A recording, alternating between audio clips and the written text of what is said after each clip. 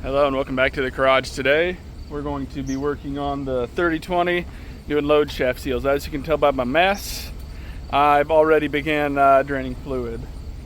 So let's take a look at this real quick. So where these things leak at is right here where that load shaft is. On both sides is where mine's leaking. So first step, obviously drain fluid. Hopefully you don't drain yours on the ground. Drain plug is, well, I can't really show you the best right now, but right up there where it's coming from. And mine was 1.25 inches. So I'm gonna let this thing continue to just kind of drain out whatever little bit lies left in there and run to town and do a few things. I guess probably throw some oil dry down first. But then when we get back, we'll get the caps off and we'll get to working on this. Alright, so it's my understanding that first thing you need to do is pop out these caps, and doing so, remove that bolt on the bottom. Should be 1/2 inch, so nothing too crazy there. I hear that these can be a bugger to get out, but as you can tell, mine's already popped out on top, so shouldn't be too awful bad for me. But since it's kind of an awkward spot to get into, probably just gonna set the camera down and try to get this one out and the other one as well, unless I get lucky here, which I don't think I'm gonna.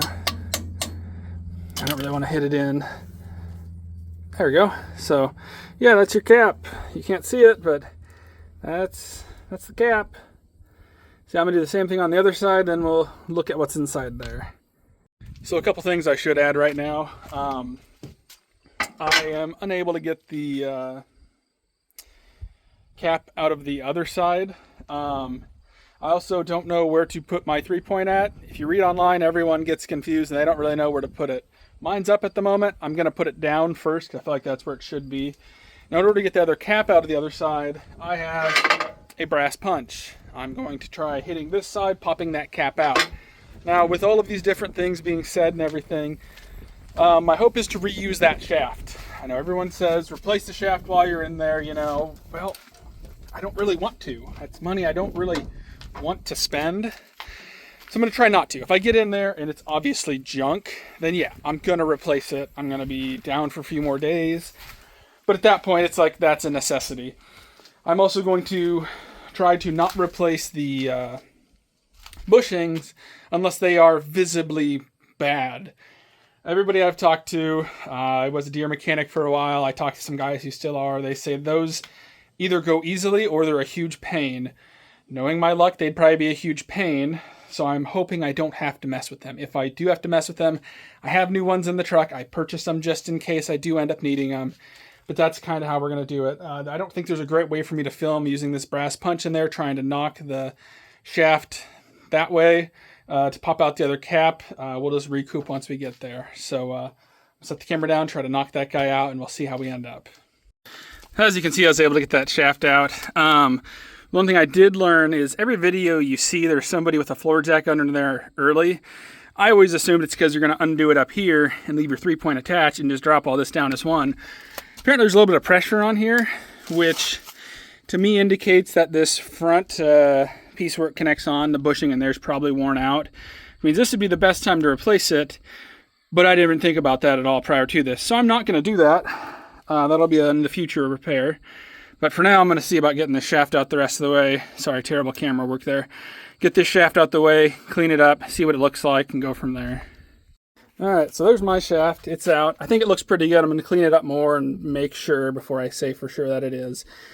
But I don't really see very much wear here, which is the 2 spots where it would be. I got to look at this side a little bit better. I did end up popping the tongue out and undoing these guys off the bottom. That should allow this whole thing to just swing down, I believe, but let's find out. I could be wrong. There she goes. I did hear, actually, it's funny that that washer fell out. One thing people did say is make sure you know how many shims are on each side.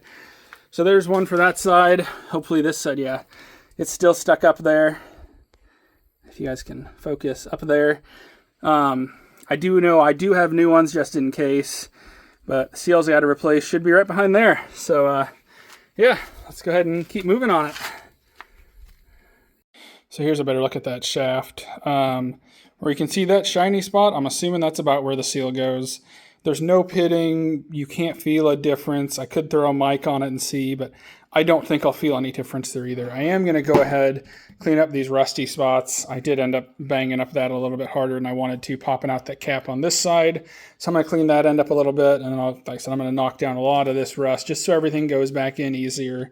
But visually, to me, there's nothing that scares me about this shaft. Like, you can see that imperfection, but running my finger over it, I can't tell you anything about it.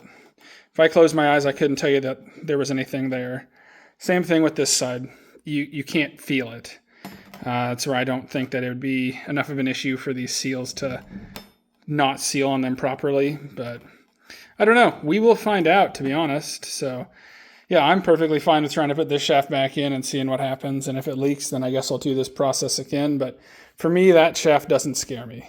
So I'm going to clean up the rust, clean up this end if I bungered it up a little bit, and well, it'll go back in. But for now, let's go get seals in. All right, so we're here with the bushing. As you can tell too, you can see straight through there, which is good, because that means that your shaft's got to go through there, between that thing all the way through when it comes back. What I'm looking at here is the bushing. Now, I cleaned everything up. To me, this bushing feels good. The way I'm telling that it feels good is obviously visibly it doesn't look egged out. The inside of that lip looks good, you know. It doesn't look like there's any weird scoring or it's worn heavily on one side. But also, I like to put my finger in, and I can feel the inside lip of that. And it feels like there's the same amount of inside lip the entire way around, if that makes sense. So like between the middle of my finger here to my fingertip, you know, wherever I'm feeling, it's the same amount of material the exact same way around. If a guy's really afraid, they could put a micrometer in here, measure your outside diameter, and then measure diameter of your shaft, and go from there. But to me, I don't see any real reason to replace these. They look good. I do have the updated ones that have the O-ring in the middle of it, which these do not. But just for reference, like, here is my seal. It disintegrated the second I touched it. That's the outer piece. Here's the center. They were just old and degraded. Nothing I can really say about that. They're from probably 1960 something. I mean, they need replaced. I will say, me just having to do seals and everything else looks pretty good. Somebody's going to think and say, well, while you're there, you should really do this shaft. You should really do the bushings. You should really do this, that, and the other. And most people would say, if you're going to keep that tractor for a long time, you need to do these things so you don't have to ever mess with it again. You're 100% right. I'm not planning on selling this tractor anytime soon. It's my baling tractor. I really like this tractor. It's the biggest tractor that I own. But I do know that as I hopefully continue to grow in the hay area, that this tractor will hopefully get an easier life as we go. So with those hopes, you know, hopefully it won't be a forever constant, you know, behind the baler with the baler going like this against it the entire time. So it's hard telling, you know. Should a guy do it that way? Probably yes. Do I have the time, the energy, a shop to do these things in? No. So I am kind of cutting some corners here, taking a potential easier route because, well, I need the tractor for one, and for two, I don't have the facilities to make this easy. And the facilities that I do have, well, they're right here. You guys are going to see this one soon too. But I also, you know, it's like for me, I have to have one of these two tractors, and this one's a lot further away. So it's kind of another reason why it's like, well, if I throw seals on this thing, I throw the shaft back in, let's say it gets me 5-10 years.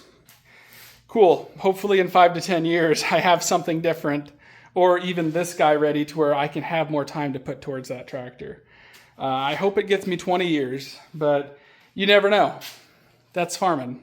So it's enough talking. I'm going to go ahead and get the shaft cleaned up. We'll get seals knocked in there. I'm just going to use a generic seal driver, or I think you use race drivers, but I'm going to use it for seals. Just make sure she goes in straight, flush, and gets all the way back there. Nothing crazy to that. Let's get your part numbers.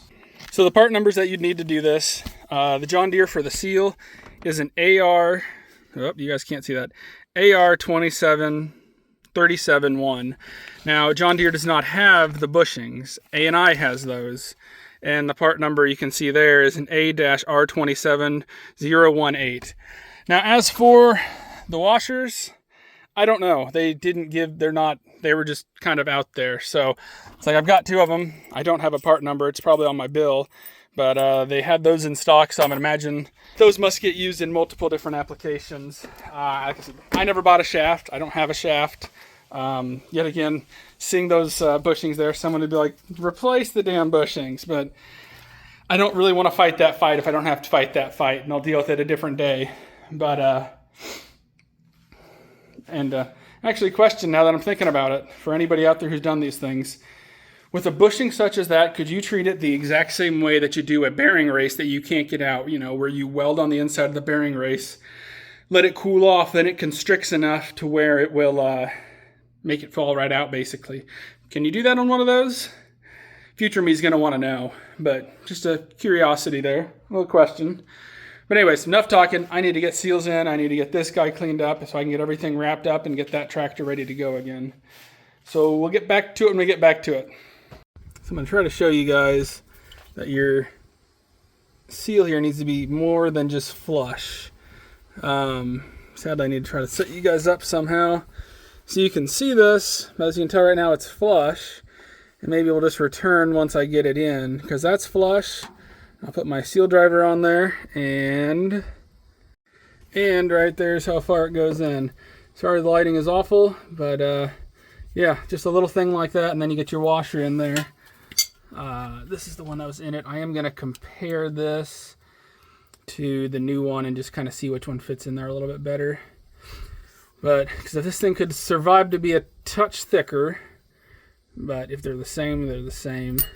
What I'm going to do too is I'm going to put a little bit of grease on here, so then I can just stick that washer on there. I can pick up this guy, and when I pick him up, the washer ought to stay there. I'm going to do that on both sides. So yeah, let's get that up and let's get things in. All right, so I've got that piece held back up in place. I've got my shaft ready. If you're like me and you're going to use the same shaft, you know, after you clean everything up, I don't know if it matters or not, but there's a weird dot right here. That was to the back. This end was on the right, this end was on the left. So all I'm going to do is I'm going to dip it in my bucket of oil there. Then I'm going to try sliding her back in. Like I said, there's that piece in the center you could see looking through there. Everybody says, do not hit that piece. Go easy, don't use a hammer. Don't abuse this thing getting through. It will go through. So I don't know how easy or hard this is going to be, so I'm not going to record it. So I'm just going to start trying to get this thing through. We'll recap once I got it. So something that I'm doing, I don't know if it's right or wrong or indifferent, but I drove the shaft back in this side, and it's currently through over here, even though I don't know if you guys can see it. But it's currently through right there. So I'm going to take the cap, put it on here, then I'll take my hammer and I will tap it from the other side this way until it stops. Then I'll know this cap is where it needs to be. That cap will be where it's going to be at. And then everything should be back in place. Minus 3-point tongue, all that fun stuff. So I'm going to go ahead and get all that in, and then we'll get back to you. So we're going under the tractor for one final time. So you can tell the tongue's in, 3 points on. What I'm going to do, and I'll do this maybe in a different video, is I'm going to pop this, this should be your filter, your pickup screen. I'm going to pop that out, just verify it's clean while everything's empty. If it's not clean, clean it out, put it back in. That way I'm not that way I'm not potentially starving a system if there is a bunch of junk in there. Or I could potentially reduce the amount of time until something does happen by just taking that out, cleaning everything up, because by the dirt on stuff on here, I don't think it's been out in a long time. So I'm going to go ahead and do that. All right, so that's it for this one. I've still got to fill the system up. Like I said, I'm going to pull that screen out, clean it out. I'm going to make its own video on that in case somebody ever needs to find that piece of information. They don't have to sort through a video to potentially find it.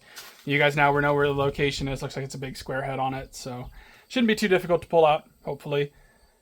But yeah, that's going to be it for this one. Like I said, I got to fill up the system, run it, pull that screen, put it back in, call it a day. But as for this video, we're going to call it quits. Luckily, that side, you know, it was dripping all the time. Hasn't dripped a bit since. I even sprayed everything with brake clean to make sure everything stayed clean.